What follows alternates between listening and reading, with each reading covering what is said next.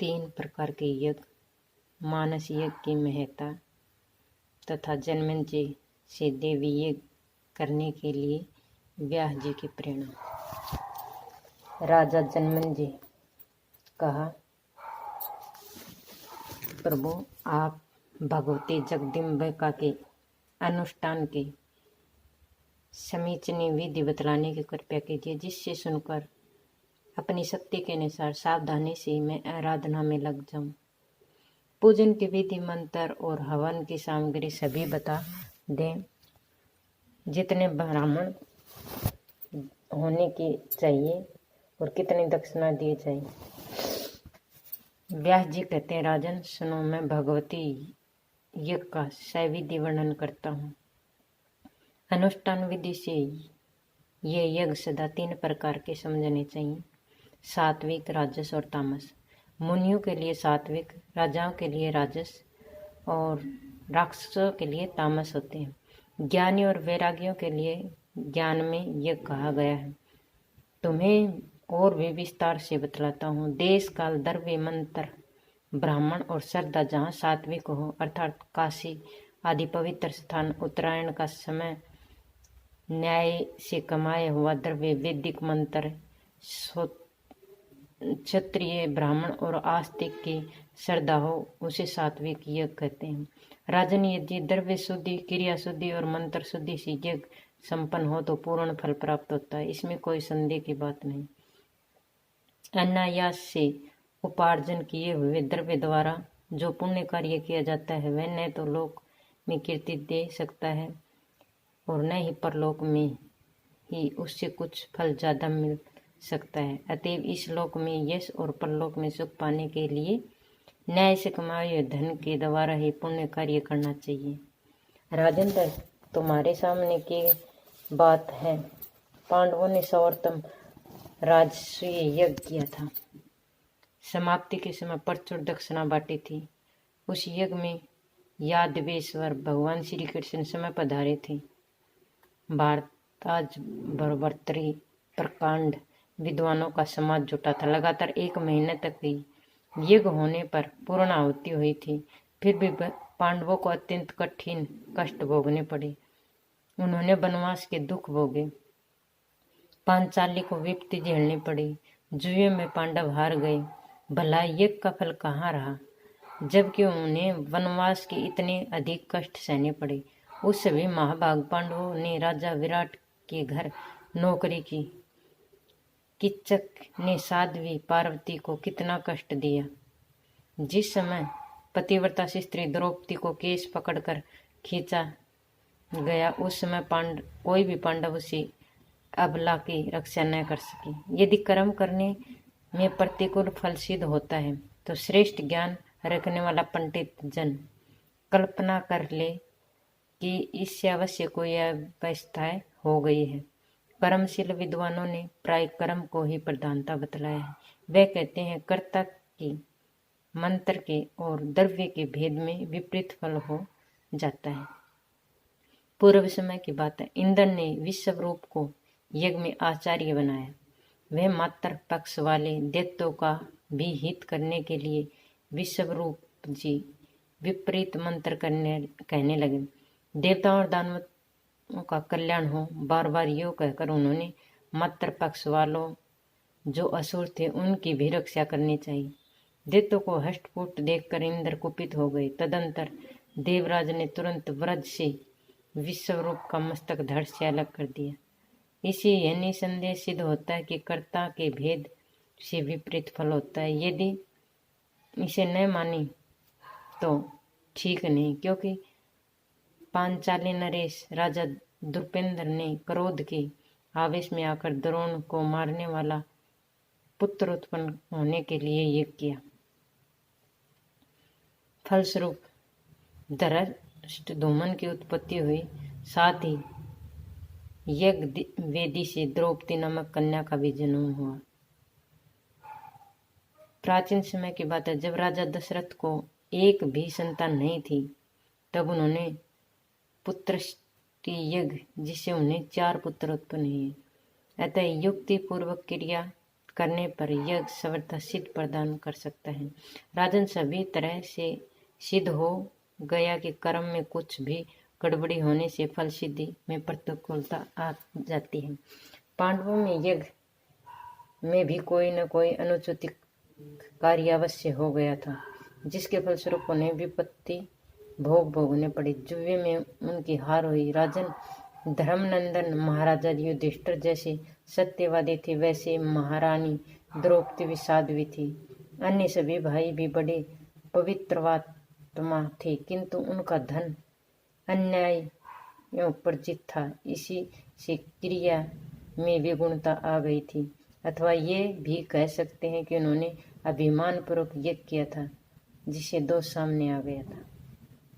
महाराजा सात्वी यज्ञ को तो बड़ा ही दुर्बल बताया गया है। वानप्रस्थी मुनि लोग ही इस यज्ञ को कर सकते हैं। राजन, जो तपस्या में तत्पर रहने वाले मुनि प्रतिदिन सात्विक भोजन करते हैं, जंगली पका हुआ फल जो उनके हितकार हो वही ग्रहण करते हैं, खीर बनाकर मंत्र पूर्वक हवन करते हैं, यज्ञ में पशु बांधने के लिए खंभे नहीं रखते, अर्थात पशु बलि को करते ही नहीं, श्रद्धा अधिक रखते हैं, ऐसे ही यज्ञों को परम सात्विक कहा गया है।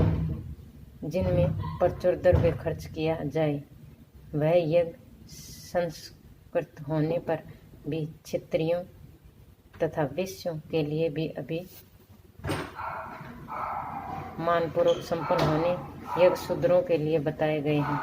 महात्मा ने कहा कि अभिमान बढ़ाने वाले को पूर्ण तामसी यज्ञ दानवों के होते हैं।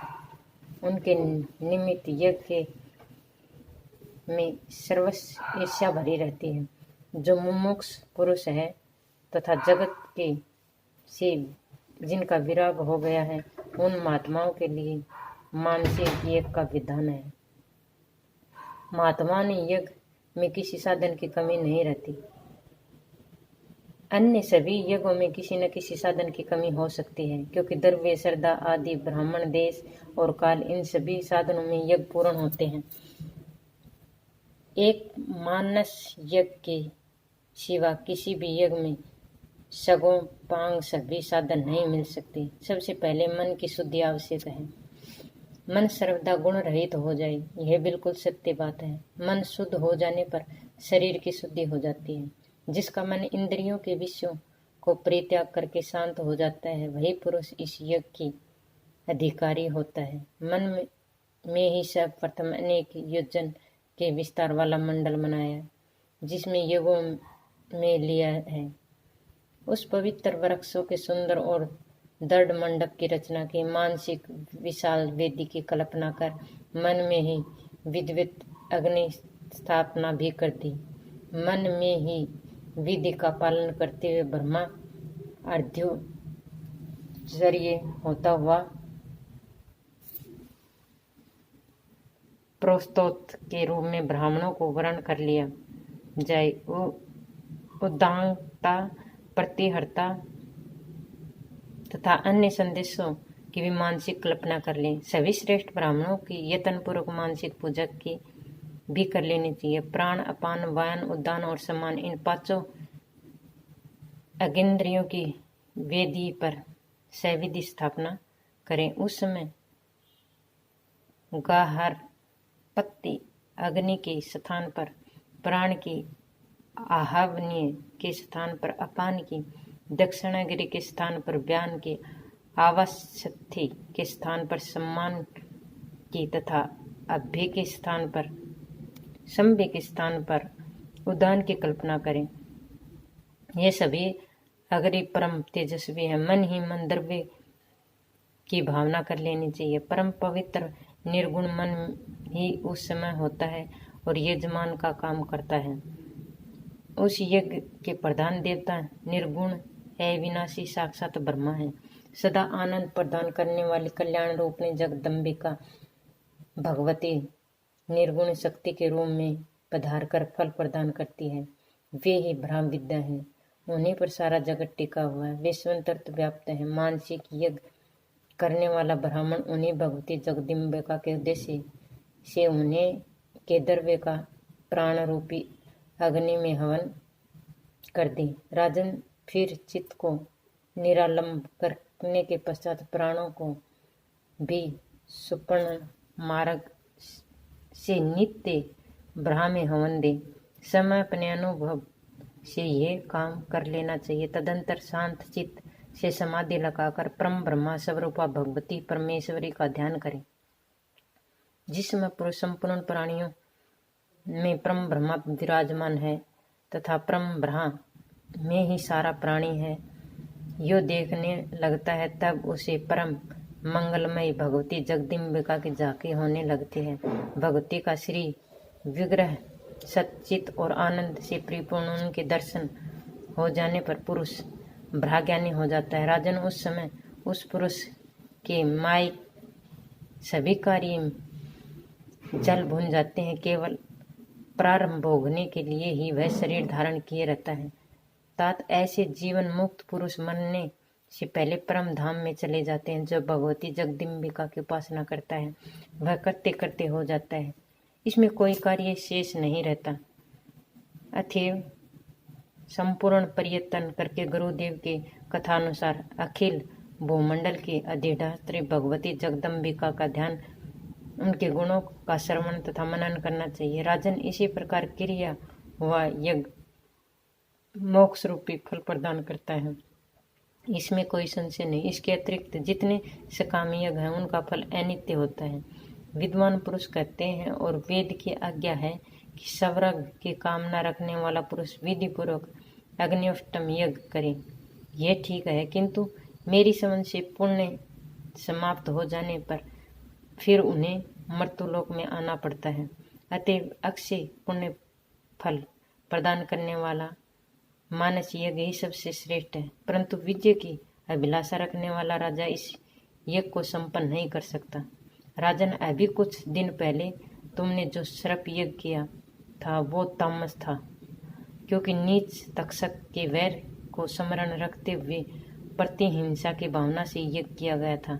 उस यज्ञ में करोड़ों सर्पों को तुमने आग में भून डाला। महाराज, अब तुम विधि पूर्वक विस्तार के साथ देवी यज्ञ करो, जिसका अनुष्ठान सृष्टि के पूर्व काल में भगवान विष्णु ने किया था। राजेंद्र, तुम वैसा ही यज्ञ करो। मैं तुम्हें सभी विधि बतला देता हूँ। सर्वप्रथम वेद के उत्तम ज्ञाता एवं विधि के पूर्ण जानकार ब्राह्मण होने चाहिए, जिन्हें देवी के बीज मंत्र का विधान मालूम हो, जो मंत्र के उच्चारण की शैली को भली भांति जानते हों। वे ब्राह्मण योजक बनाए जाएंगे, तुम्हें यजमान रहोगे। महाराज, इस प्रकार विधि पूर्वक यज्ञ करके उससे मिले हुए पुण्य फल को अर्पित कर अपने पिता का उद्धार करो। ब्राह्मणों का अपमान करने से जो पाप होता है उसे कोई भी मिटा नहीं सकता। अनघ, तुम्हारे पिता वैसे ही ब्राह्मणों के साप जनित दोष से दूषित हो चुके थे। साथ ही सांप के काटने से राजा को जो शरीर रांत हुआ उसकी भी दुर्मण सिद्धि होता है। मृत्यु के समय भूमि पर कुश बिछाकर उस पर वे नहीं सुलाए गए थे, बीच में ही उनकी मृत्यु हो गई थी। वे न संग्राम में मरे और न गंगा के तट पर। ही कुरुश्रेष्ठ, तुम्हारे पिताजी मरते समय स्नान दान आदि कुछ भी न कर सके। वे राजमहल के ऊपर कोठे पर थे और वहीं सांस की गति बंद हो गई थी। राजेंद्र, उस समय राजा के परलोक मधुर सुधरने का एक उपाय था, किंतु उन्होंने उस अत्यंत दुर्बल उपाय को अपनाया नहीं। वह उपाय यह है कि प्राणी जहाँ कहीं भी रहे समझे कि मृत्यु सिर पर नाच रही है, अतः मन को सारे विश्व से हटाकर वैराग्य का अवलोकन कर ले और यह निश्चय कर ले कि 5 भूतों से बना हुआ यह मेरा शरीर दुख का साधन हो सकता है। अरे, यह शरीर अभी शांत हो जाए और इच्छानुसार किसी दूसरी घड़ी में हो, इससे मेरा क्या संभव है। मैं तो शरीर से पृथक निर्गुण अविनाशी आत्मा हूँ। नष्ट होने वाले ये तत्व भले ही नष्ट हो जाए, मुझे इससे कोई चिंता नहीं होनी चाहिए। निसंदेह सदा स्थिर रहने वाला विकार शून्य ब्रह्मा हूँ। न इस संसारी देह से मेरा जो संबंध भासता है, इसे कर्म भोग ही कारण है। वे अच्छे बुरे सभी कर्म मुझसे भिन्न हैं। सुख और दुख साधन होने से मानव देह के साथ उनका संबंध प्रतीत होता है। वास्तव में तो मैं इस अत्यंत भयावह दुखालय संसार से अलग हूँ। इस प्रकार चिंतन करते हुए मरने वाला प्राणी स्नान दान आदि सभी सक्रियाओं से वर्जित ही क्यों न हो, उसे जन्म लेने का दुख नहीं भोगना पड़ता। यही सबसे उत्तम साधन कहा गया है। यह योगियों के लिए भी दुर्लभ है। राजेंद्र, ब्राह्मण ने तुम्हारे पिता को श्राप दिया। यह सुनकर भी राजा ने वैराग्य का आश्रय नहीं लिया। औषध, मणि, मंत्र और उत्तम से उत्तम यंत्रों का संग्रह किया। एक बड़े ऊंचे महल पर रहने की व्यवस्था की। परिणाम यह हुआ कि वे कोठे पर थे। वहीं सांप काटने से पहले उनके प्राण निकल गए। सांप के काटने से उनके प्राण निकल गए। अतः राजेंद्र, तुम अपने पिता के उद्धार के लिए सत्कार्य का संकलन करो। सूत जी कहते हैं, अपार तेजस्वी व्यास जी के मुख से यह वचन सुनकर जनमेजय दुख से अत्यंत घबरा उठे। उनकी आंखें जल की धारा गिरने लगी। उन्होंने कहा, मेरे इस जीवन का धिक्कार है। क्या करूं जिससे इसी क्षण उत्तरानंदन मेरे पिताजी दिव्य स्वर्ग को अधिकारी बन जाएं।